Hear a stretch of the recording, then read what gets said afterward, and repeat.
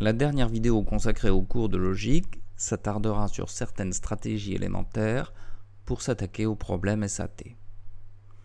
L'une de ces stratégies consiste à construire de façon normalisée des formules logiquement équivalentes à la formule propositionnelle considérée. Commençons par un exemple simple destiné à nous faire comprendre quelles sont ces formules normalisées logiquement équivalentes à la formule propositionnelle phi étudiée, celle-ci mettant en jeu les variables propositionnelles P, Q et R. On imagine de façon arbitraire une table de vérité de la formule propositionnelle phi. On retient d'abord les environnements pour lesquels phi est vrai. On traduit les environnements associés par des conjonctions des trois variables propositionnelles ou leur négation. Cela permet de construire une formule équivalente à phi comme une disjonction de conjonction de variables propositionnelles ou de leur négation.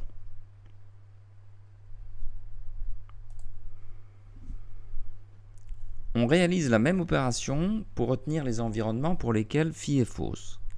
Cela permet de construire une formule équivalente à la négation de phi comme une disjonction de conjonction de variables propositionnelles ou de leur négation.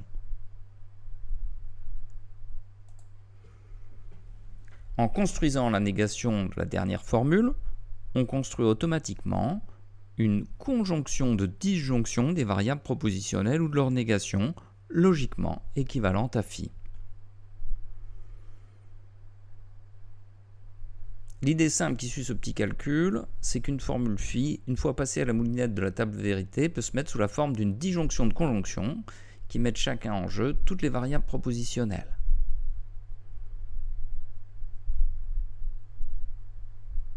Ou d'une conjonction de disjonction qui elle aussi met en jeu chacune des variables propositionnelles ou leur négation.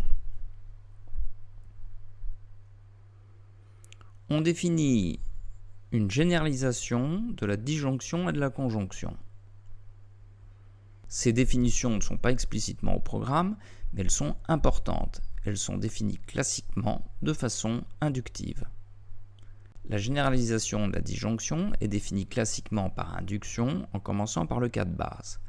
La disjonction d'un ensemble vide de formules est la formule constante fausse. Le cas inductif est standard. La conjonction d'un ensemble vide de formules est la formule constante vraie. Le cas inductif est lui aussi standard. Les définitions suivantes sont parfois introduites dans les sujets de concours. Un littéral est une variable propositionnelle ou sa négation. Une clause est une disjonction de littéraux. La clause vide est donc la formule constante fausse. Un monôme est une conjonction de littéraux. Le monôme vide est donc la formule constante vraie. Un min-terme sur un ensemble de k variables propositionnelles est un monôme dans lequel chacune des variables propositionnelles apparaît exactement une fois. Un max-terme sur un ensemble de k variables propositionnelles est une clause dans laquelle chacune des variables propositionnelles apparaît exactement une fois. La table de vérité d'un min-terme n'a qu'une ligne égale à 1.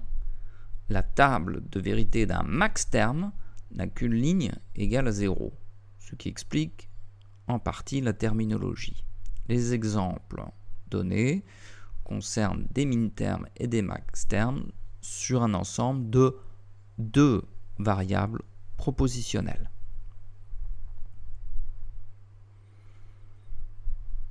Les notions de min-terme et max-terme ne sont pas au programme, elles apparaissent parfois dans les sujets de concours, pas plus tard qu'en 2020 dans le sujet de l'option info CCP-INP par exemple. Les formes normales disjonctives et conjonctives sont celles que l'on a rencontrées précédemment.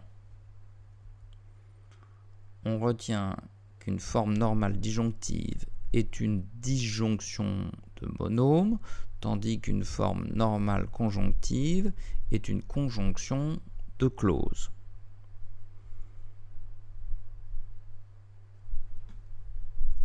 L'étude précédente montre comment on peut justifier le résultat suivant. En fait, dans l'exemple donné, les clauses et les monômes étaient respectivement des max termes et des min termes.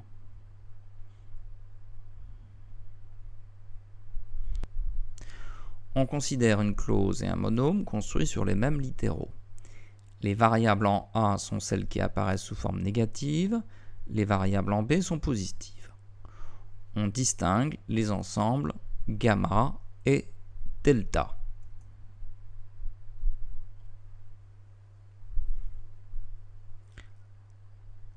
La clause C est une tautologie si et seulement si une des variables propositionnelles se trouve à la fois dans les ensembles gamma et delta.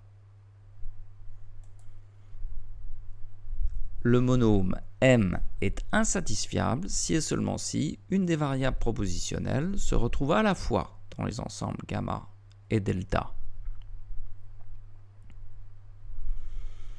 Une formule en forme normale conjonctive est satisfiable si et seulement si un des monômes qui la constituent est satisfiable. Une formule en forme normale disjonctive est une tautologie si et seulement si chacune de ces clauses est une tautologie.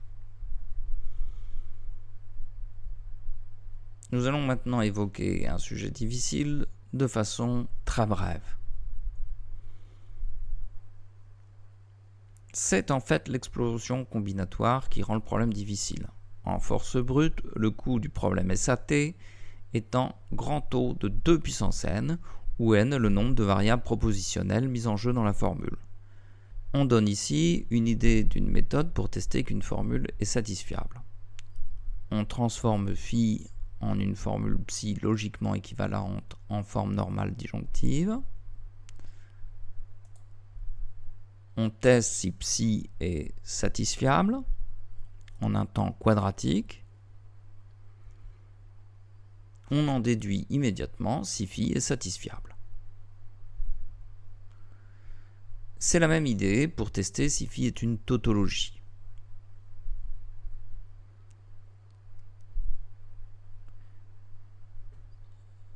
Le problème SAT monte dans les sujets de concours. Il faudra s'attacher à travailler ces différents sujets en s'y attardant en travaux dirigés. C'est un sujet qui est très transversal et fait appel à différents chapitres. Nous le reverrons donc en cours d'année.